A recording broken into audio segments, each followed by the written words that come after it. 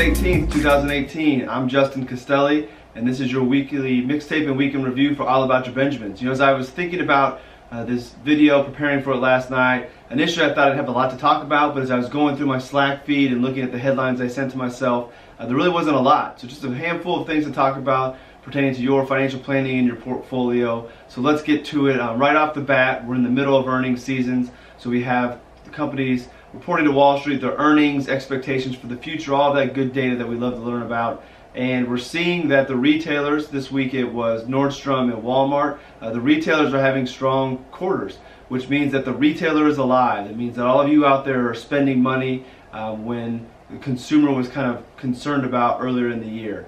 So if you think about it, what we've talked about it the last couple of weeks, between unemployment being low, hiring going up, wages going up, stock market at or near all-time highs, and you think about the psychology of money, people are feeling good right now, and when they're feeling good, they feel good about their finances and their future, they're more likely to go spend, which is what we're seeing right now. Now the financial advisor in me is thinking, all right everybody, let's it's good to spend for the economy, let's go get some of the things that maybe you've put off that you've needed, but let's revisit wants versus needs. And I'm not going to tell you not to enjoy the money that you make because you work hard, but when you're going to Walmart, Nordstrom, wherever it might be, JCPenney is not seeing this, so apparently you're not going to JCPenney's. But if you're going out spending money, we're seeing retailers drive their earnings up.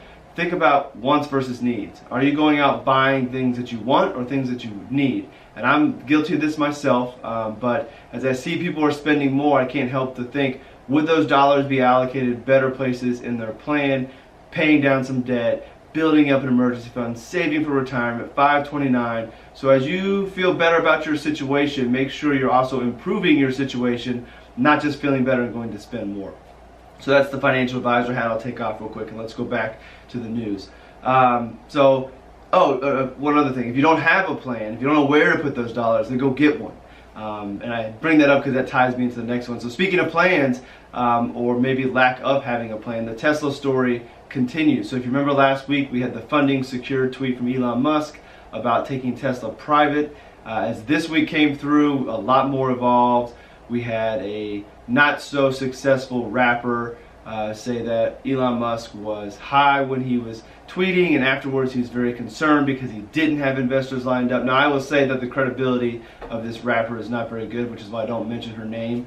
But you have this adding to the story. You have the SEC probing in to learn more about it. You have Elon Musk coming out and saying that the Saudis who invested, we found out last week, $2 billion into Tesla. The Saudis over the last couple of years have been talking to him about taking Tesla private. We hear that he is talking to investment banks and law firms to consult. So it makes it all look like maybe the funding wasn't secured. So maybe the SEC does have something to look into, and that this whole act of taking Tesla private may not really happen. So it is definitely an entertaining story, and the week rounded out with an interview with the New York Times where Elon Musk is talking about how difficult it's been over the last couple of years, and it almost seemed as if he's kind of burned out and hitting that breaking point. The tough thing is, I think people are going to have a hard time sympathizing with a billionaire, especially with his antics and the way he just tweets whatever he wants to tweet. He's not creating a very sympathetic environment for himself. So the story is far from over. Very entertaining. I just got done reading Bad Blood, which is the book, not Taylor Swift, it's the book about Theranos and the biotech company that ended up being a fraud.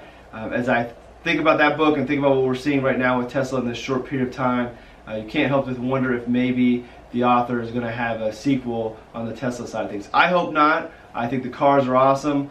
Up until the last little bit, I really liked Elon Musk. So I hope that this is just kind of a weak point in the story and things pick back up and get fixed.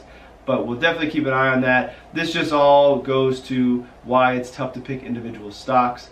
The stock has had a rough week, rightfully so. Will it bounce back? Who knows? But if you're in a diversified portfolio, you don't have to worry too much about what's going on with Tesla, and you can kind of go on with your day and living and your planning. But we'll keep an eye on it because it's definitely entertaining. On Friday, President Trump announced a plan or a request that the SEC look into doing away with quarterly reports. So this part of the year that we're in right now with companies reporting, getting rid of that and moving to a 6-month or fewer reporting. And initially I think, that's not a bad idea as far as not having companies report so much. Let's not focus on the short term, let's focus on the long term, which is what I do with clients. But then when I start to have the skeptic inside of me, which usually has historically been small, but as I get older and I see more and read books like Bad Blood and see what's going on with Tesla, the skeptic in me is growing. And I don't know if I trust companies to be forthright and honest, that they have longer periods of time to go before they have to report, or the other concern is bigger surprises come which bring bigger reactions from the market and scare people. So initially I thought, looking at the numbers less is a good thing, but I don't know how many of us average investors are actually looking at earnings and care about earnings reports. There's a lot of other things going on in our life. It's really the Wall Street guys. So I don't know, I have mixed feelings on this request. In one area, as I said, I think looking at it less, focusing on the long term is better, but I don't trust corporations to always be doing the right thing, so I kind of like the accountability of having to report every quarter. I think maybe they change the quarterly reports. Maybe they don't go into so much of the guidance talking about what's going to happen in the future. Maybe it's just real quick, here's the numbers for the last quarter and that's it, and not make a big production about it, so that the focus is not so much on all these other things. It's a real quick number, kind of like a report card almost. See how things are going and move forward and not make too much of it, and maybe have a 6-month or an annual one where we talk about guidance and then really focus on that once a year. So we'll see how it goes. Again, I have mixed feelings, but it was interesting that that was requested. I think that it doesn't end up changing, but we'll see.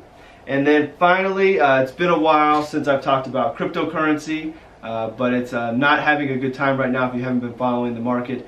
Those of you or investors that bought in at the end of the year are down anywhere from 70% or more, depending on the coin that was, or the asset that was purchased. I talked about it before when I really got into it. It's a new technology, it's very exciting. I think the possibilities are endless. I think it will be around, but it's very volatile. And seeing wild swings like this is what you should expect from a new technology, new asset class. So just to kind of give you a touching base on cryptocurrency, right now it's not looking too pretty.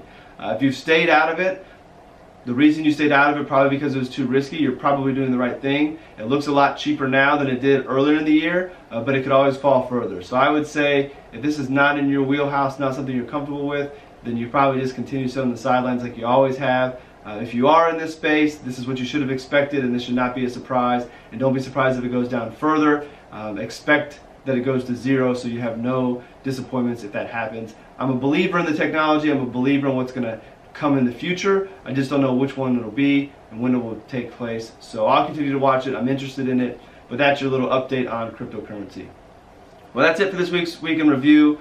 Be sure to check out the Mixtape articles below. Another great week. If you're watching this on YouTube or Instagram TV, head on over to allaboutyourbenjamins.com to see all of the links to those articles, along with the supporting articles to this Week in Review. I'll try to do a better job of not always linking to the Wall Street Journal. That's kind of where I go get my news articles, but I know there's a paywall. So I'll try to find some complimentary articles rather than just always hitting Wall Street Journal for the Week in Review articles.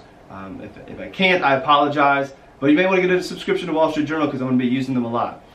So head on over. Make sure you subscribe to the YouTube channel, subscribe to the blog so you don't miss out on these. And I want to thank you for watching, and I'll see you in the next episode.